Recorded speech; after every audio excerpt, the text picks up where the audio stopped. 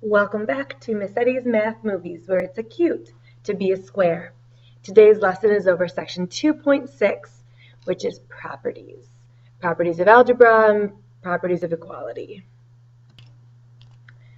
The first three properties that we are going to learn is reflexive, symmetric, and transitive.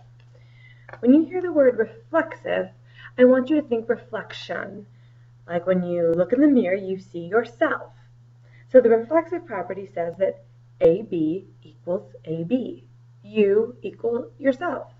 7 equals 7.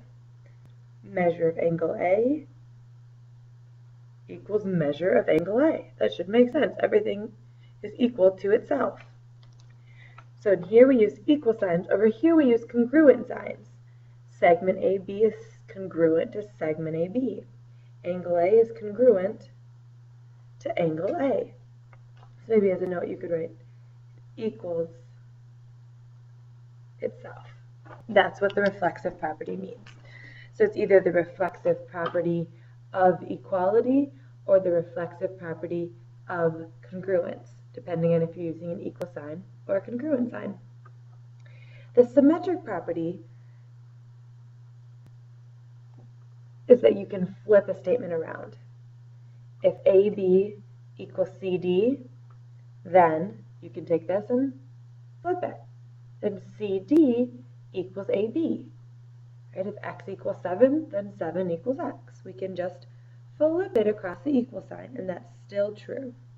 So if measure of angle A equals measure of angle B, then measure of angle B equals the measure of angle A. The symmetric property says you can flip it. Similarly with congruence, you can flip across the congruent sign. Segment AB is congruent to segment CD, and segment CD is congruent to segment AB. If angle A is congruent to angle B, then angle B is congruent to angle A. All right, the transitive property is kind of like the law of syllogism where you're cutting out the middleman. All right, you're following the trail. I'm going to call it cut out the middleman.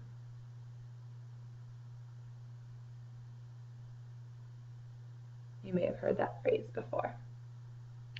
So, for example, if AB equals CD and CD equals EF, well, we can skip over this middleman, this CD. We can skip right over him. We can go from AB to EF. All right, let's check this one out. If A equals B and B equals C, then here our middleman is B. We can cut B out, just go straight from A to C. Similarly with congruence, A goes to B and B goes to C, then we can cut out B, he's the middleman, and A goes directly to C, right? It's kind of, for example, if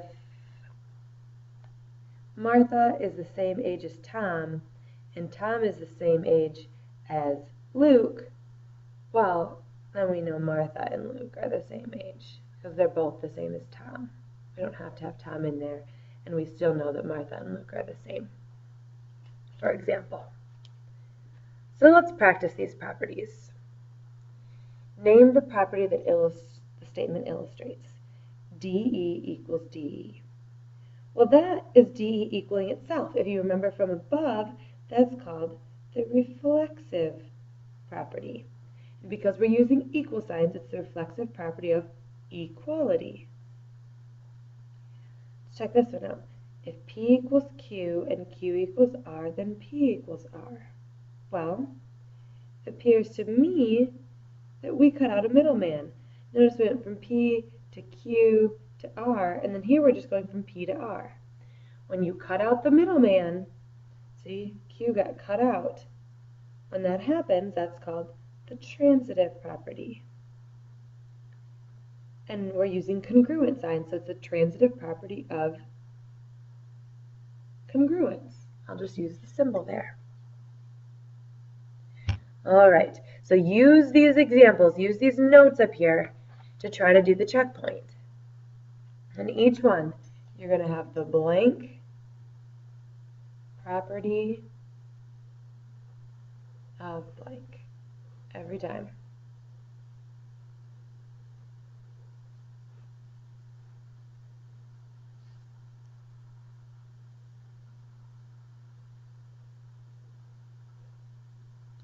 And in the first blank, you will either put transitive, symmetric, or reflexive. And in the second blank, you'll either put equal or congruent. So use your notes from page 46. See if you can figure out which one is which. I think they're doing one of each of these. So try this. Do this now.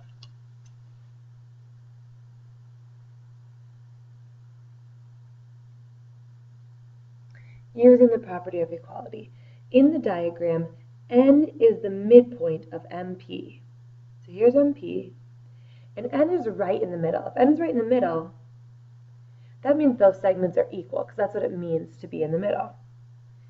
And P is the midpoint of NQ. So here's NQ, and P is right in the middle. That means these two halves have to be equal. We have to show that MN is equal to PQ. MN is equal to P. Well, we see that on our picture, because we know MN is equal to NP, and NP is equal to PQ, so we can cut out that middleman, use our transitive property to finish this. So we know that MN equals NP, and we know that NP equals PQ, so we can cut out this middleman, NP, and go straight from MN to PQ, using the transitive property of equality, because we're using equal signs here.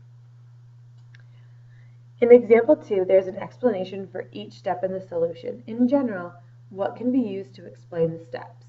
So here's the reasons, and here's the explanations. Here are the statements, and here are the explanations. Anything on the explanation side, you can use definitions, you can use properties. See, we use definitions, we use properties.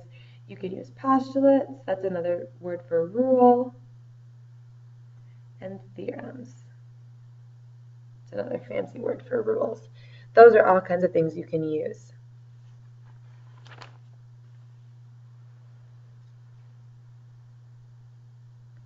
All right.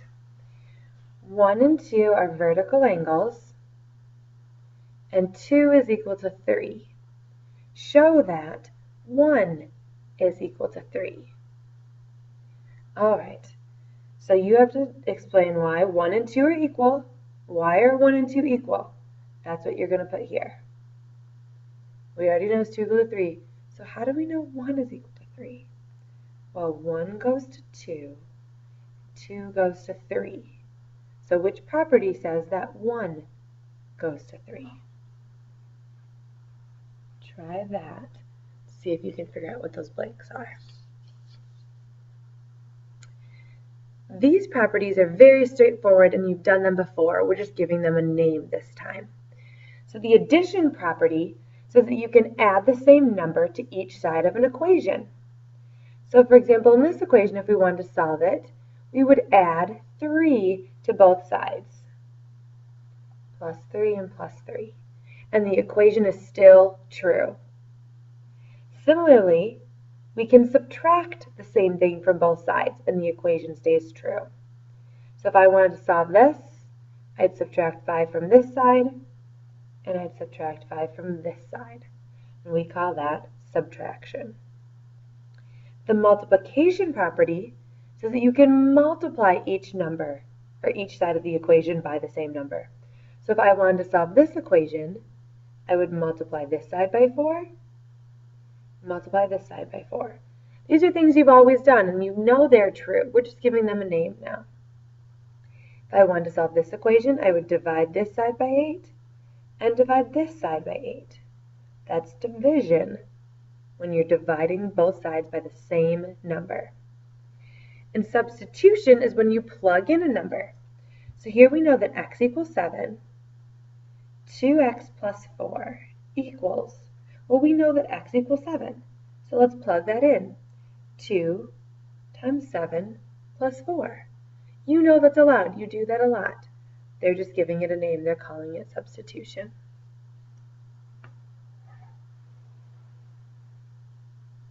Okay, justify a theorem. 1 and 2 are both supplementary to 3.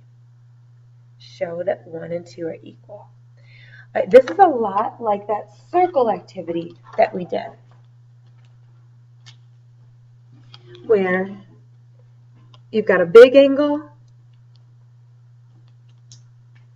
and you've got two smaller angles. Or the activity we did, we had two big angles and one small angle.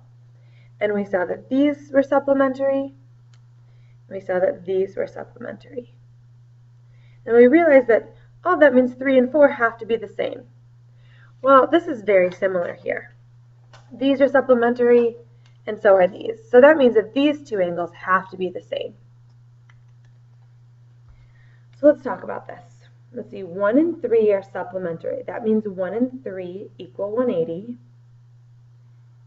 And we also know 2 and 3 are supplementary. So 2 and 3 equal 180. Now we have two things that are equaling 180. 180 is kind of like our middleman.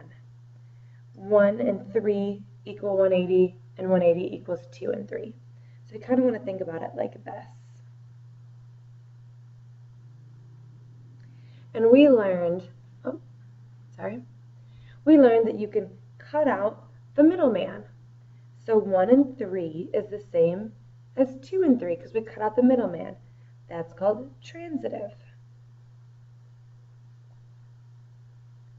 property, and we're using equal signs, so it's of equality.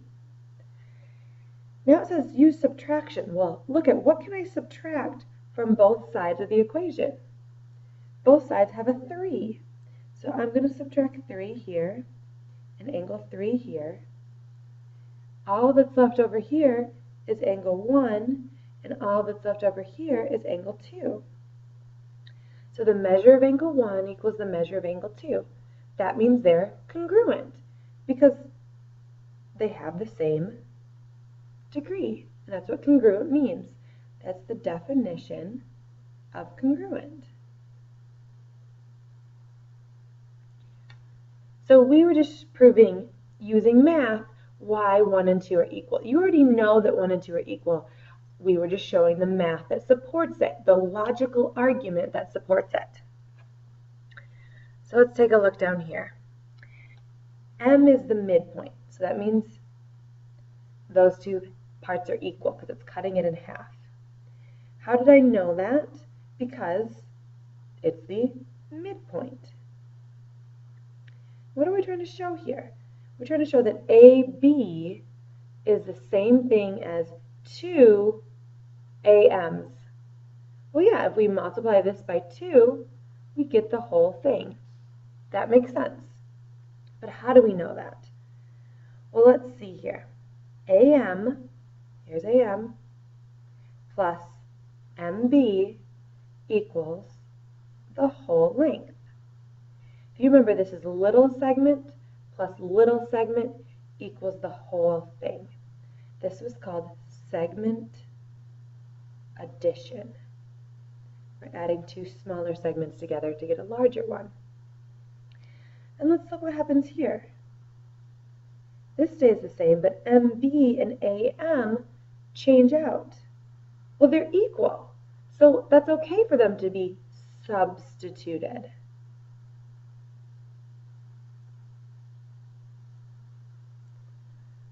And now we've got AM plus AM equals AB. Well, here we're just simplifying their like terms. 2 AMs equals AB.